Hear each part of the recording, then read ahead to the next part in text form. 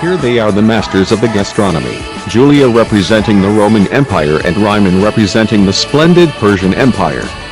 Welcome. Hello there, my name is Riman Jiloul and I will make a Persian specialty called zirah polo mamor, which literally means cumin and rice with chicken, because it's very common for us to cook rice and chicken, and you will see it's very delicious. Hi, I'm Julia Stavis Major and I'm here to make the most amazing Roman dish that you have ever going to taste. I'm thinking about first quality ingredients and traditional plates. What type of bread should I do to start? Candidus, rusticus, or mandas? I think candidus because it's the bread with the most amazing products, the most refined flour, the better taste, so I do that.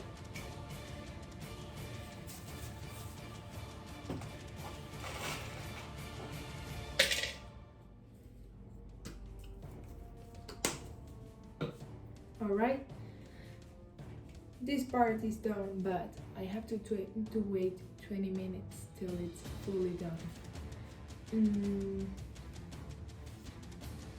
This doesn't work here. I must go outside.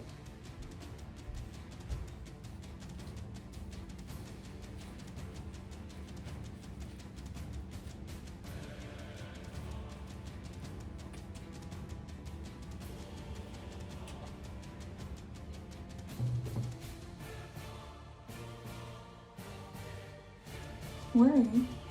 Come on, we are in the middle of a contest and I don't want to beat you that easy. Oh, I just went there to do one thing and I lost my mind. Alright, it's time to do the main dish. Let's do it. Is that goose meat? Do you also eat stork meat in the Roman Empire? It's like the same, a beautiful white bird. Why would you do that? We only cook chicken, fish, lamb and goat. Yes, it's goose meat. It's the meat with the best quality, the same as parrot meat and flamingo meat.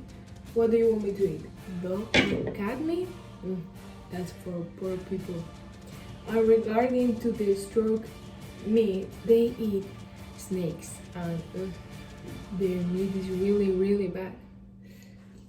Well, to start, I have to remove all the salt that is in it because this is the way that we conserve our meat, and I have to take off a little bit.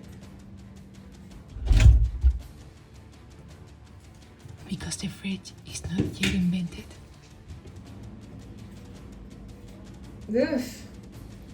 This needs condiments. Ugh.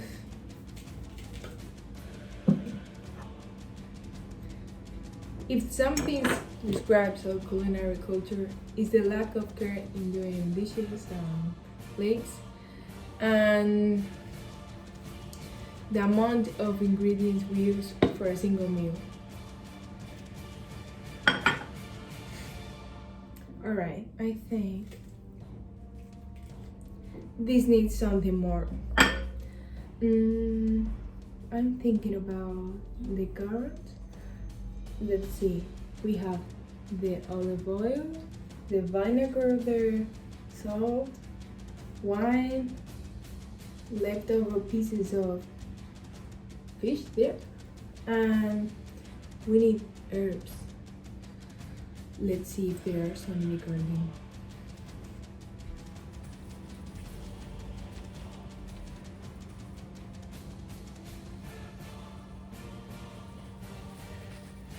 Perfect.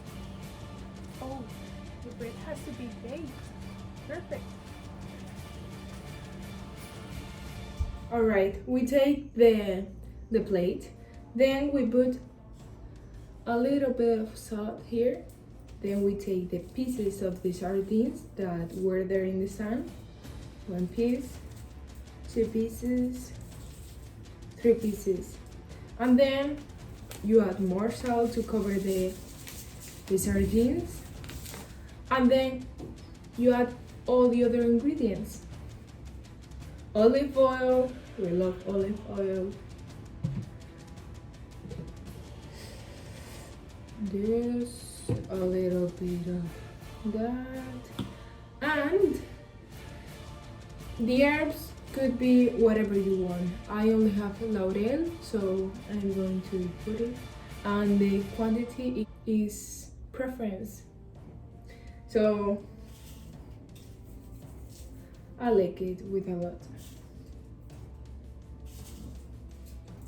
And that's it. We let it sit for about 3 months, but for you it's gonna be 1 second, and it's done.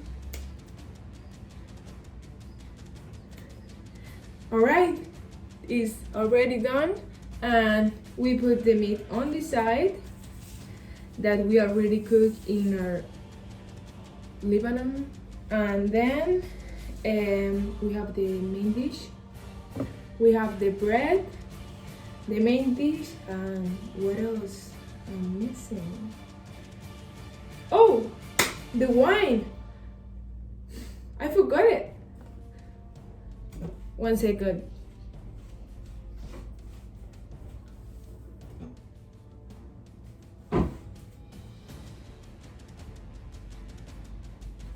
Oh, wine is the best thing in the world. We love wine.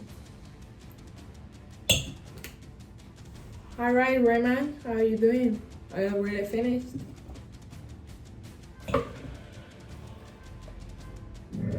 Alright, it's already done, and we put the meat on the side that we already cooked in our Lebanon, and then we have the main dish. We have the bread, the main dish, and what else I'm missing? Oh, the wine! I forgot it. 1 second. Oh, wine is the best thing in the world. We love wine. Alright, Rayman, how are you doing? I already finished. Well, while you were talking and hesitating about your recipe, I have already made our famous bread called sangak. And in order to do that, it's very simple. I only mix flour with water, salt and yeast, and let it rest before putting some sesame seeds on it and baking it on Hotworks. And I'm sure you smell it and got scared because you know I will beat you. By the way, this bread can be eaten with cheese or jam, and it's very good. While the dough was resting, I started to prepare what was necessary for my recipe. That is to say, the onion, which I sliced, and the chicken breast, which I cut. And yes, you have to combine the rice with the water and the salt and let it rest for 2 hours. What? You cook with hot rocks? That's really weird. We cook with Lebanese that are little ovens and graticulas. For the recipe that we make a lot, you need a large pot like this, and then lay the onion, then the chicken breast, and for the deliciousness of this dish, you may add some bay leaves, and then some turmeric, ground chili pepper, and then salt. Then pour some water, but not too much. It has to barely cover the chicken breast. And then cover the pot in order to simmer it on medium-low until the chicken breasts are cooked, and that is to say approximately 25 minutes. So make sure that your flame is low. I don't see any clocks to control the time. I'll be watching you. Don't take mine. While letting it cook, you take another pot in which you pour cups of water and bring it to boil. Then you add the drained rice and let it simmer. If there is any foam, you might remove it with a spatula or even this.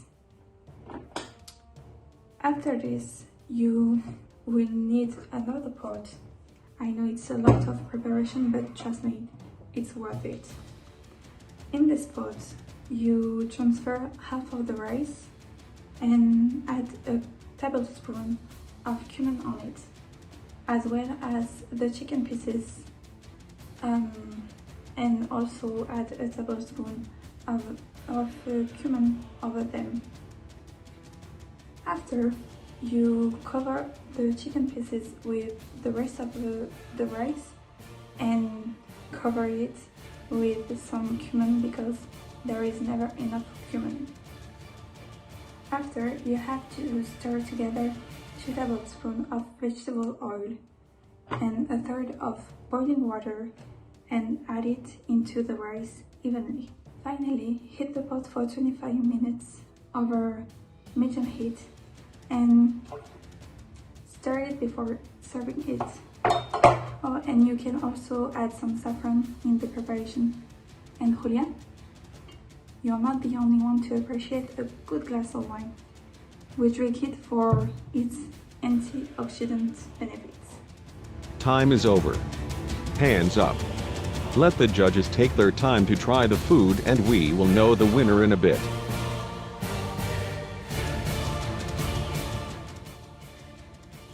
Alright, good luck, Raymond. And the winner is Julia.